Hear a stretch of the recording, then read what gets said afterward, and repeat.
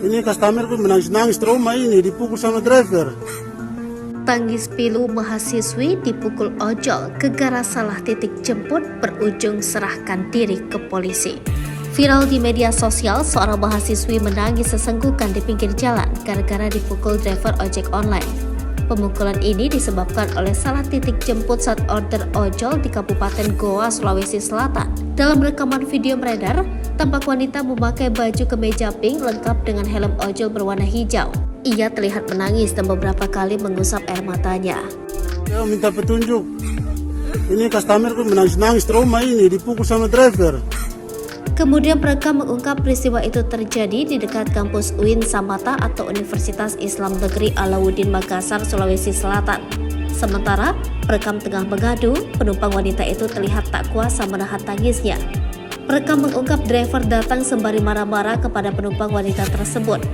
Dia tega memukul seorang penumpangnya yang merupakan seorang mahasiswi. Pemukulan itu terjadi disebabkan oleh salah titik jemput saat order ojek online. Sementara itu, mahasiswi yang dipukul oleh driver ojol itu hanya bisa menangis kesakitan. Oknum driver ojol yang memukul mahasiswi viral di media sosial menyerahkan diri ke Polres Goa. Kasih Humas Polres Goa, Ibtu Rashid mengatakan pelaku menyerahkan diri kemarin malam sekira pukul 19 waktu Indonesia Tengah. Pelaku bernama Kusniadin, warga Kelurahan Tamamaung, Kecamatan Manggala, Kota Makassar. Ibtu Rashid menjelaskan kronologi penganiayaan yang dialami korban. Awalnya korban berinisial RA memesan ojek online. Dia pun didatangi oleh ojol tersebut. Namun setibanya di lokasi, Kusniadin merasa orderannya dibatalkan. Rashid menuturkan pelaku memukul korban sekali pada bagian lengan korban menggunakan tangan.